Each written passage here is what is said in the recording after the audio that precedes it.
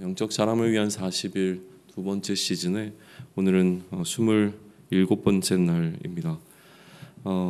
오늘 우리 앞에 놓여 있는 사무엘상 29장은 블레셋과 이스라엘이 대치하고 있는 전쟁을 앞두고 있는 그 상황 가운데서 다시 이야기가 출발이 되고 있습니다. 이 상황에서 블레셋 진영 안에서 다윗과 다윗의 사람들, 다시 하면 마치 용병과 같이 이 블레셋과 이스라엘의 전투 가운데 참여하게 되어진 이 다윗과 다윗의 공동체에 대해서 좀 그들이 이 전쟁에 참여하는 문제가 이슈가 됩니다. 소위 얘기하면 이제 전쟁을 벌여야 하는 적국의 신하가 우리의 진영 가운데 우리와 함께 전쟁을 해야 하는 상황에 있었던 것이죠. 블레셋의 왕이었던 아기스는 블레셋의 리더들이 다윗과 함께 전쟁에 임하는 것에 대하여 그 리더들이 반발할 때 다윗의 편을 듭니다. 그는 이 사울이라고 하는 이스라엘의 왕으로부터 우리나라로 망명한 사람이고 지금까지 그가 우리와 함께 지내는 가운데 어떠한 문제도 없었으니 지금 우리가 함께 전쟁에 참여하는 것이 우리에게 도움이 될 것이라는 뉘앙스로 이야기를 하죠. 하지만 블레셋의 리더십들은 다윗을 받아들이지 않습니다. 이들이 있어야 할, 그러니까 다윗이 있어야 할 전장이 아닌 그들이 원래 머무르고 있었던 그 수경지로 돌려보내라고 이야기를 하죠. 블레셋 리더십들이 이처럼 다윗을 바라보는 시선은 합리적인 의심이었다고 판단이 되어집니다. 전쟁의 상황에서 이들이 어느 순간 이스라엘의 편에 설 가능성이 충분히 있었고 또 이스라엘과 다시 한번 연합하기 위하여 자신들을 죽이고 자신들의 머리를 베어서 그것을 가지고 이스라엘로 돌아가지 않겠느냐라고 하는 것은 굉장히 합당한 의심으로 보입니다. 그리고 다윗은 이들 공동체를 이끌고 있는 다윗은 보통 인물이 아니었다라고 하는 사실이죠. 그는 이미 블레셋에서도 굉장히 유명한 사람이었고 또 이스라엘 사람들이 다윗을 어떻게 생각하는지에 대해서도 충분히 그의 평판을 알고 있었던 것으로 보입니다. 그렇기에 이 리더십들은 굉장히 뭐라고 얘기할까요? 신중하게 이 사건을 좀 다루고 있습니다. 왕은 다윗에게 리더들이 지금 이 전장에 함께하는 것을 원하지 않으니 돌아가라고 이야기를 합니다. 그렇지만 다윗은 왕의 원수들과 함께 원수들을 대항하여 싸우겠다라고 하는 충성을 이 왕에게 보이죠. 그러니까 오히려 아기스가 블레셋의 왕이었던 아기스가 다윗을 설득해서 돌려보내는 이야기가 한 번 더 반복이 되어집니다. 이렇게 다윗은 자신에게 블레셋에서 머물도록 허락되어진 곳으로 돌아갔다라고 하는 것으로 사무엘상 29장의 이야기는 마쳐집니다. 다윗이 전쟁에 참여한 사실에 대한 해석이 오늘 본문을 묵상하게 되어지는 키 이슈가 될 것입니다. 이 전쟁은 다른 나라와의 전쟁이 아니라 이스라엘과의 전쟁이었다라고 하는 사실이죠. 그렇다면 다윗이 전쟁에 참여를 결정했을 때 정말 그에게 그의 조국 이스라엘과 싸우려고 하는 의도가 그 안에 담겨 있었겠는가라고 하는 것을 질문해보고 거기서 우리는 어떠한 메시지를 좀 찾을 수 있기를 소망하는 건데요. 싸울 의도가 있었다고 한번 가정을 해보자는 거예요. 다윗이 진짜로 이 전쟁을 이스라엘과 벌일 가능성이 있었다. 그것이 뭐 몇 퍼센트의 가능성이라고 하더라도 있었다라고 한다면 지금 다윗은 사울과의 관계가 계속 이슈입니다.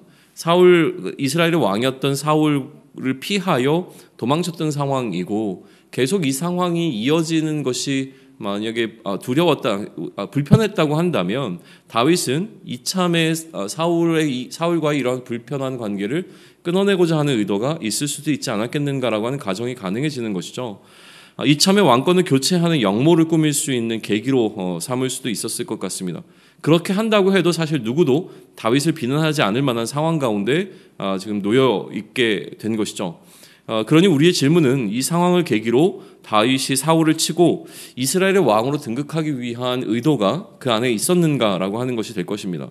하지만 앞선 여러 번의 사건들을 통하여서 그럴 의도는 없었다라고 하는 결론을 내리는 것이 그렇게 어렵지는 않습니다. 왜냐하면 다윗은 하나님의 기름 부음 받은 자를 자신의 손으로 죽이는 문제에 있어서 굉장히 단호한 태도를 보여왔다라고 하는 것이죠.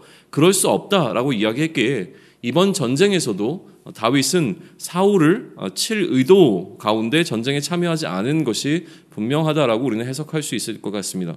그렇다면 이제 두 번째 가설은 무엇이냐면 블레셋 리더들이 걱정하는 것과 같이 이 기회를 통해서 이스라엘과 연합하여 블레셋을 제압하기 위한 의도가 다윗에게 있었는가라고 하는 것이죠. 전략적 참여가 될 것입니다. 이 가설이 오히려 훨씬 더 합리적으로 보입니다. 다윗은 오히려 블레셋과 이스라엘의 전쟁에서 이스라엘의 편에 설 가능성이 굉장히 높은 거죠.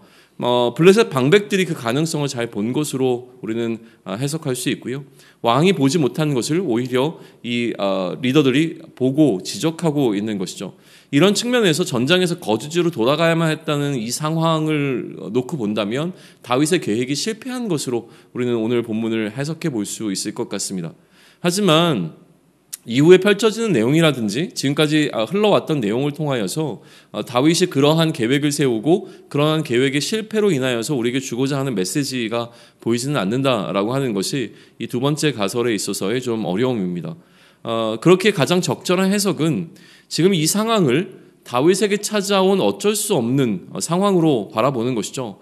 다윗은 원하지 않았지만 자신의 조국 이스라엘과 어쩔 수 없이 전쟁을 벌여야 했고 이스라엘을 치는 전쟁에 블레셋의 편으로 참여를 해야만 하는 어떤 상황 가운데 놓여있는 다윗과 다윗의 공동체를 생각해 볼 수 있다고 하는 거예요.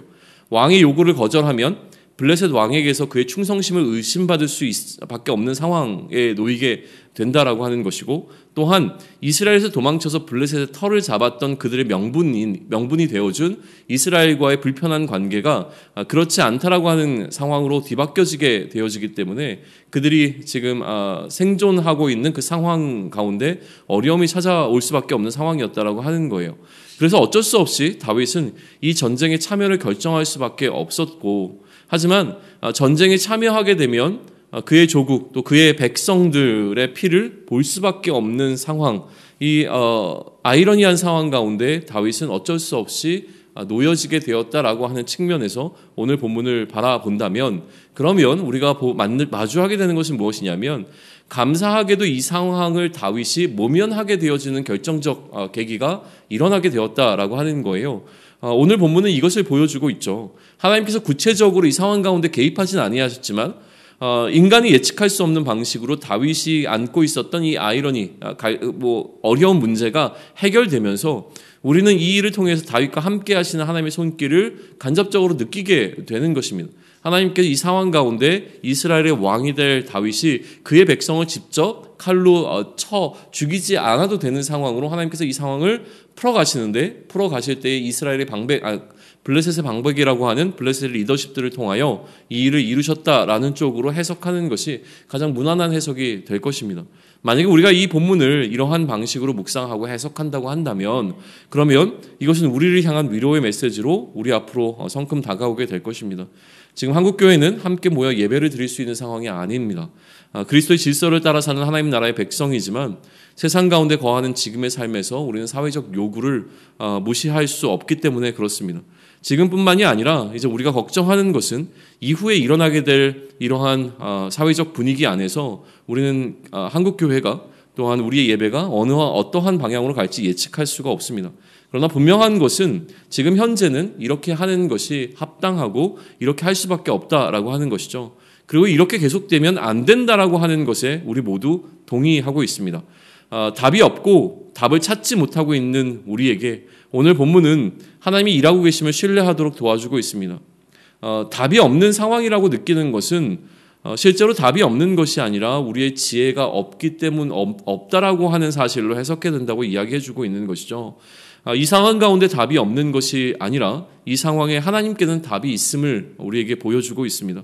우리가 답이 없을 뿐이지 답을 갖고 계신 하나님에 대한 것을 우리는 놓치지 말아야 한다고 이야기하고 있는 것처럼 느껴집니다.